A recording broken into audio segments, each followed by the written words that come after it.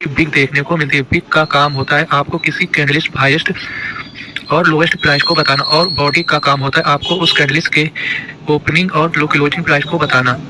एक hammer candle को use करने से पहले आपको इन 5 बातों को ध्यान रखना है। तो तो जो पहली कंडीशन है वो ये है कि एक हैमर कैंडल सिर्फ तभी वैलिड होगी जब इस कैंडल के नीचे का भी काफी लंबा होगा, जिससे हमें रिजेक्शन के बारे में पता चल सके। दूसरी कंडीशन यह है कि एक हैमर कैंडलिस्ट बनने के लिए शेयर प्राइसेस का डाउन ट्रेंड होना बहुत जरूरी है। तीसरी कंडीशन यह है कि हैमर कैंडल की बॉडी का कलर मैटर नहीं करता। हमारी हमारी जो फोर्थ कंडीशन है वो यह है कि एक हैमर कैंडल बनने के बाद अगली कैंडल बनती है वो एक ग्रीन बॉडी पुलिस कैंडल होनी चाहिए, जो कि हमें हैमर कैंडल के ऊपर क्लोजिंग दे दे। हमारी पांचवी और लास्ट कंडीशन यह है कि हैमर कैंडलिस्ट में हमें ऊपर की तरफ बिग देखने को ना मिले, या फिर वहां पर बिग है तो वो काफी छोटा होना चाहिए। तो दोस्तों, अगर यह पांचों कंडीशन मिलती हैं तब हमारा हैमर कैंडलिस्ट पैटर्न बन चुका है। मतलब कि अब तक शेयर की प्राइजेस नीचे जा रही थी, लेकिन हैमर पैटर्न बनने के बाद अब प्राइजेस ऊपर की ओर जा सकती हैं। तो एक हैमर कैंडल स्टिक पैटर्न हम लोग एक बुलिश रिवर्सल पैटर्न मानते हैं। तब जब यह पैटर्न चार्ट पर देखने को मिलता है तब हम लोग यहाँ बाइंग करके चल सकते हैं। तो अगर आपको मान लीजिए यहाँ पर ट्रेड करना है तो आप लोग एंट्री हैमर कैंडल के बाद जो अगली बुलिश कैंडल होगी उसकी क्लोजिंग के ऊपर एंट्री होगी, और आपका स्टॉप लॉस हैमर कैंडल के नीचे लोअर के नीचे होगा। अब हम जिस पैटर्न के बारे में बात करने जा रहे हैं उसका नाम हैंगिंग मैन पैटर्न है। तो यह पैटर्न देखने में बिल्कुल हैमर पैटर्न जैसा ही होता है, बस फर्क सिर्फ इतना होता है कि हैंगिंग मैन पैटर्न एक अप ट्रेंड में फॉर्म होता है और जहां एक हैमर पैटर्न एक डाउन ट्रेंड में फॉर्म होता है। हैंगिंग मैन पैटर्न यूज करने के लिए आपको इन 4 बातों को ध्यान में रखना बहुत जरूरी है। नंबर 1, इसमें एक नीचे की तरफ लंबा बिग देखने को मिलना चाहिए। नंबर 2, इसमें बॉडी का कलर मैटर नहीं करता है, लेकिन रेड वाली कैंडल होगी तो उसका ज्यादा चांस होगा मार्केट यहाँ से गिरने का। तीसरी कंडीशन यह है कि स्टॉक एक अप ट्रेंड में होना बहुत जरूरी है। फोर्थ कंडीशन यह है कि इसमें हैंगिंग मैन कैंडल जो बनी है उसके नीचे एक रेड कैंडल बनी होनी चाहिए और उसकी क्लोजिंग उसके नीचे होनी चाहिए। अब जब ये चारों कंडीशन हमारी बन जाती हैं तब हमारा एक हैंगिंग मैन पैटर्न बन जाता है। क्योंकि यह एक बेरिश पैटर्न है तो घर के एक नीचे के लिए यानी कि सेलिंग के लिए ट्रेड करेंगे तो घर की एंट्री हैंगिंग मैन की अगली कैंडल जो क्लोजिंग हुई है उसके नीचे एंट्री होगी, स्टॉप लॉस रखा उसके ऊपर हैंगिंग मैन के ऊपर होगा। फर्स्ट टारगेट अब घर का थर्ड कैंडलिस्ट पैटर्न है जिसका नाम है इन्वर्टर हैमर कैंडलिस्ट पैटर्न। यह हैमर का उल्टा होता है देखने में, लेकिन यह एक बुलिश रिवर्सल पैटर्न होता है जहां एक हैमर कैंडल में बिग नीचे साइड देखने को मिलती है लेकिन इसमें ऊपर साइड बिग देखने को मिलती है।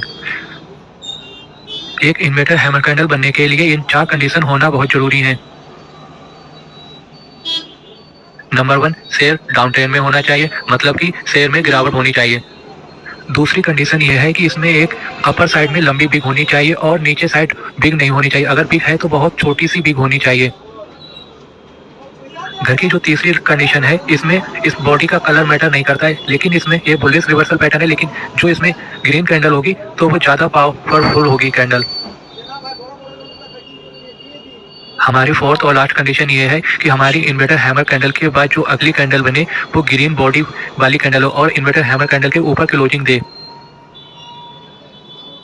अब हमारी सारी कंडीशन इसमें मिल जाती हैं तो हमारा इन्वर्टर हैमर कैंडल बन जाता है। अब हम इसमें हम घर के लोग ट्रेड ले सकते हैं। ट्रेड लेने के लिए जो कंफर्मेशन कैंडल होगी हम उसके ऊपर एंट्री बनाएंगे और नीचे का स्टॉप लॉस देंगे और फर्स्ट टारगेट अपने स्विंग हाई के ऊपर रखेंगे।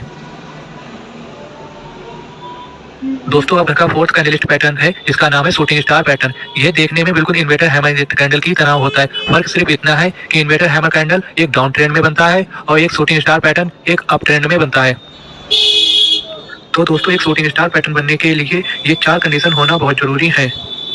पहली कंडीशन ये है कि शूटिंग स्टार पैटर्न बनने के लिए शेयर प्राइस एक अप ट्रेंड में होना चाहिए।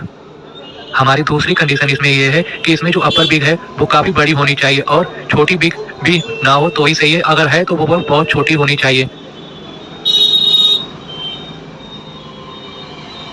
घर की तीसरी कंडीशन इसमें यह है कि इसमें बॉडी का कलर मैटर नहीं करता है, लेकिन यह एक बेरिश पैटर्न है तो इसमें एक रेड कैंडल होगी तो वो ज्यादा फायदा करती है एक रिवर्सल के लिए। घर की चौथी और लास्ट कंडीशन ये है एक शूटिंग स्टार कैंडल जब बने तो उसके नीचे एक बेरिश रेड कैंडल बननी चाहिए जो उसके नीचे क्लोजिंग दे दे। अब दोस्तों, घर की चारों कंडीशन मिल जाती हैं तो घर के एक इसमें नीचे सेलिंग के लिए प्लान कर सकते हैं। तो घर की एंट्री शूटिंग स्टार के नीचे जो कंफर्मेशन वाली कैंडल बनी है उसके नीचे एंट्री होगी और स्टॉप लॉस घर का शूटिंग स्टार के ऊपर होगा और फर्स्ट टारगेट घर का नीचे का स्विंग लो होगा। अब घर का जो फिफ्थ कैंडलस्टिक पैटर्न है उसका नाम है बुलिश इंगल्फिंग कैंडल पैटर्न। यह एक पैटर्न बुलिश रिवर्सल पैटर्न होता है। जब भी मार्केट एक नीचे डाउन ट्रेंड में जाता है तब यह एक सपोर्ट लेवल पर बुलिश इंगल्फिंग कैंडल बन के मार्केट वहां से अप ट्रेंड में जाने लगता है। अगर आपको इस बुलिश इंगल्फिंग के ट्रेंड में आपको ट्रेड करना है तो आपको बुलिश रिवर्सल ट्रेंड पर उसके ऊपर एक ग्रीन बॉडी वाली कैंडल जो मिलेगी उसके ऊपर आप एंट्री लेंगे और आपका स्टॉप लॉस या तो फिर उस जहां एंट्री लेंगे उसके कैंडल के नीचे या फिर इस बुलिश इंगल्फिंग कैंडल के नीचे स्टॉप लॉस लगा देंगे।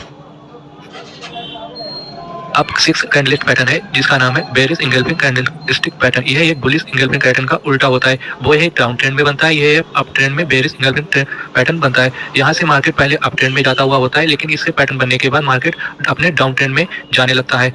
अगर आपको इस डाउन ट्रेंड में जाने के लिए ट्रेड करना है तो आपको एक बेरिश इंगल्फिंग कैंडल जो बनी है उसके नीचे जो अगली कैंडल बनी है उसके नीचे आपको एंट्री बनानी है और आपको stop loss bearish engulfing candle के ऊपर रखना है।